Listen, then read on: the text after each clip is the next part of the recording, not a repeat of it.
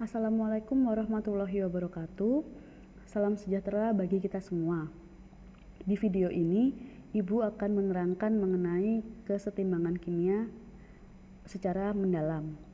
Saya awali dengan hukum kesetimbangan kimia. Bagaimana sih bunyinya? Yaitu hasil kali konsentrasi setimbang zat di ruas kanan dibagi dengan hasil kali konsentrasi setimbang zat di ruas kiri yang masing-masing dipangkatkan dengan koefisien reaksinya. Hukum tersebut dikemukakan oleh Maximilian Goldberg dan Peter Wage. Saya lanjutkan mengenai persamaan tetapan kesetimbangan. Persamaan reaksi yang saya tuliskan di sini adalah PA ditambah QB menjadi MC ditambah ND. Nah, maka harga Kc-nya yaitu konsentrasi C dipangkatkan M dikali konsentrasi D pangkat N dibagi dengan konsentrasi A pangkat P dikali konsentrasi B pangkat Q.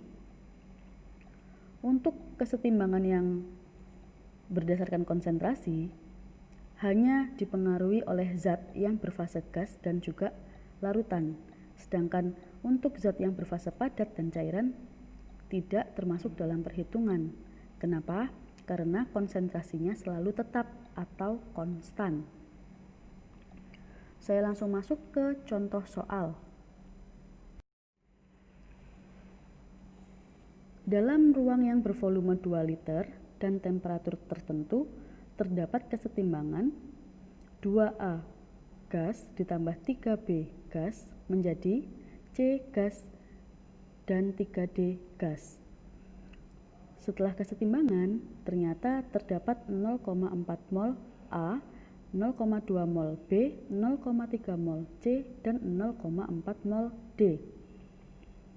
Tentukan Kc untuk reaksi tersebut. Nah, persamaan reaksi ini adalah kesetimbangan yang bersifat homogen.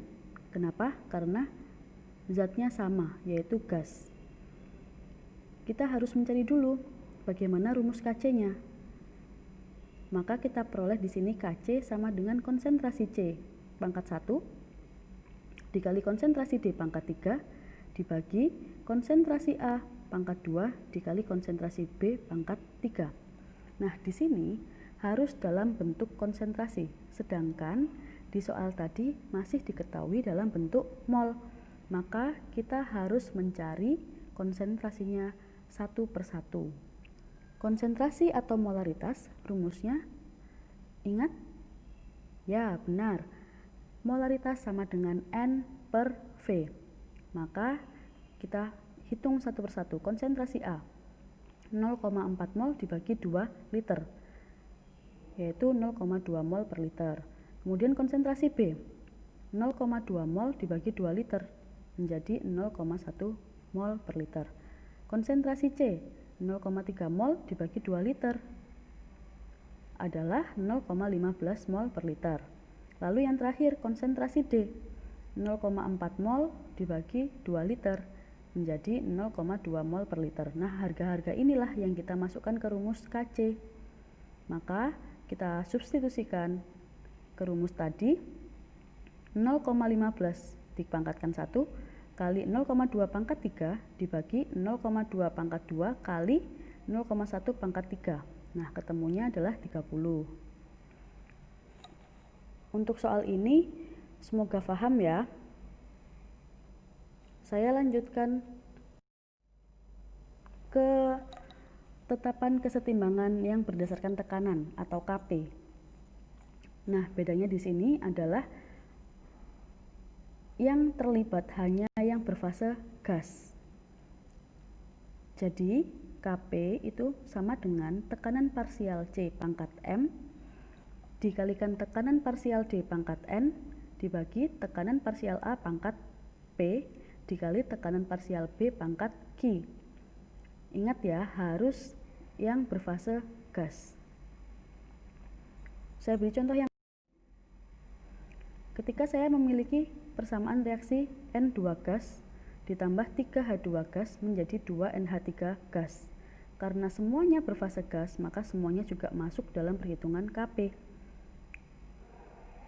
Maka Kp-nya adalah tekanan parsial zat di ruas kanan pangkat koefisien dibagi dengan tekanan parsial zat di ruas kiri pangkat koefisien, yaitu tekanan parsial NH3 pangkat 2 dibagi tekanan parsial N2.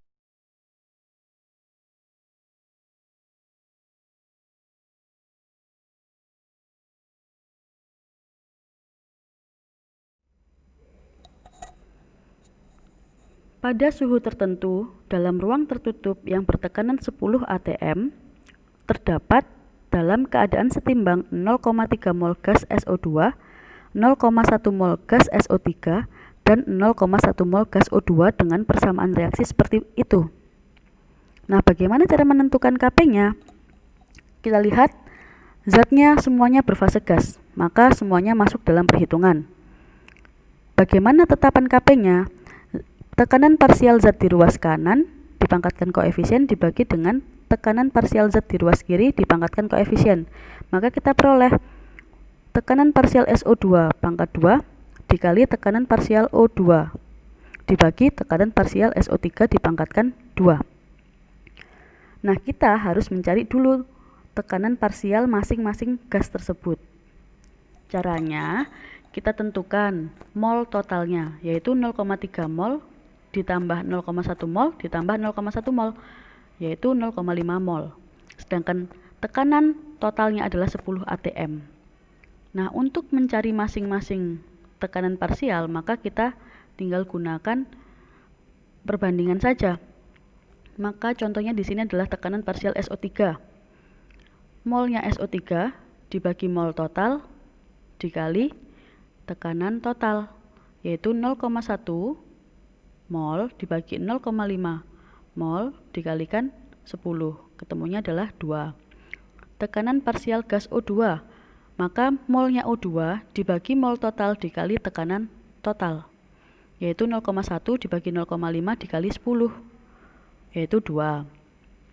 Untuk tekanan parsial SO2, mol SO2 dibagi mol total dikali tekanan total, 0,3 mol dibagi 0,5 mol dikali 10, yaitu 6.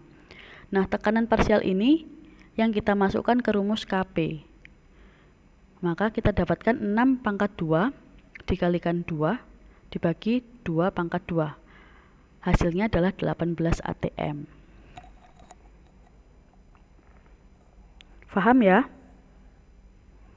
Oke, saya akan lanjutkan ke subtopik yang keempat, yaitu tetapan kesetimbangan untuk kesetimbangan heterogen. Ini juga sudah saya jelaskan di minggu lalu. Jadi ketika saya memiliki persamaan reaksi BiCl3 aqueous ditambah H2O liquid menjadi BiOCl solid ditambah 2HCl aqueous.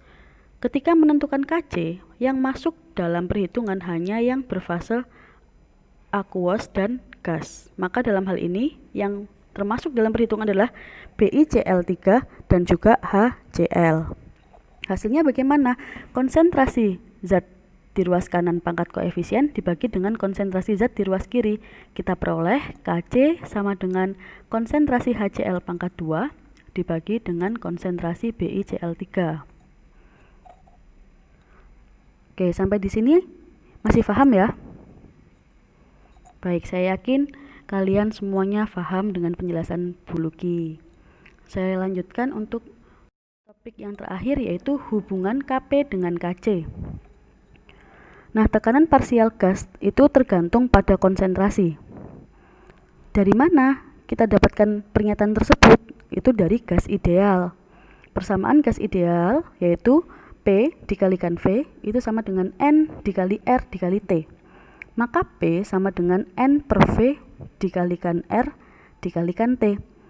Nah, di mana kita tahu bahwa N per V itu adalah rumus dari konsentrasi. Maka sesuai terbukti bahwa tekanan parsial gas itu tergantung pada konsentrasi.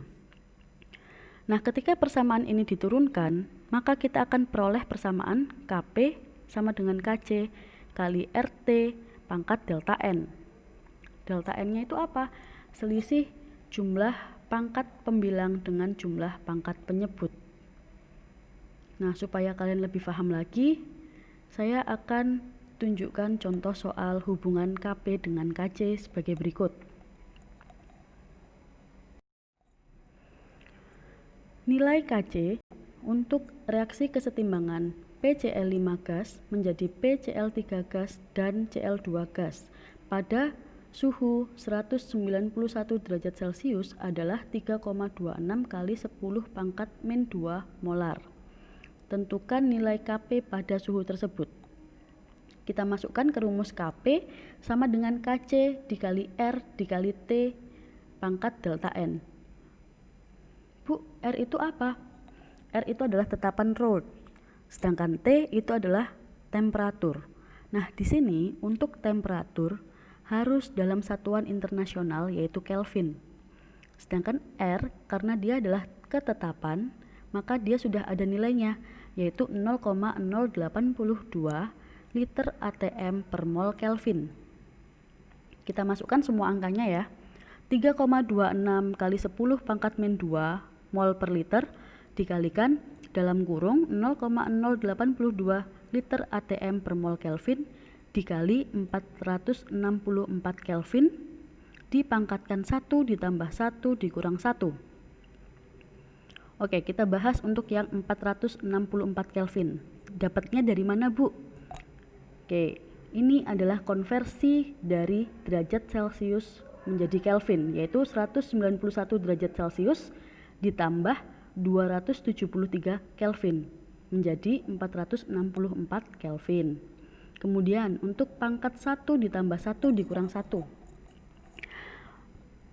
Koefisien pembilang dibagi dengan penyebut atau dengan kata lain jumlah koefisien di ruas kanan dikurang jumlah koefisien di ruas kiri. Nah, di sini ada PCl3 koefisiennya 1 ditambah koefisiennya Cl2 1 juga, maka 1 ditambah 1 dikurang koefisiennya PCl5 di sini juga 1, maka dikurang 1. Nah, di sini hasilnya adalah pangkat 1. Nah, jangan lupa ini ada tanda dalam kurung, maka harus dioperasionalkan terlebih dahulu. Nah, ketika kita sudah hitung semuanya, karena kebetulan juga ini hasilnya pangkat 1, maka tinggal kita kalikan semua. Hasilnya adalah 1,24 atm. Sampai di sini, semoga penjelasan Ibu dapat kalian pahami ya. Nah, selanjutnya kalian bisa mengerjakan latihan soal sebagai tugas pendek hari ini. Semoga apa yang Ibu sampaikan di video ini dapat kalian pahami dan kalian juga harus lebih teliti dalam melakukan perhitungannya. Sekian dulu video kali ini. Kurang lebihnya saya mohon maaf. Stay safe, stay healthy, and wassalamualaikum warahmatullahi wabarakatuh.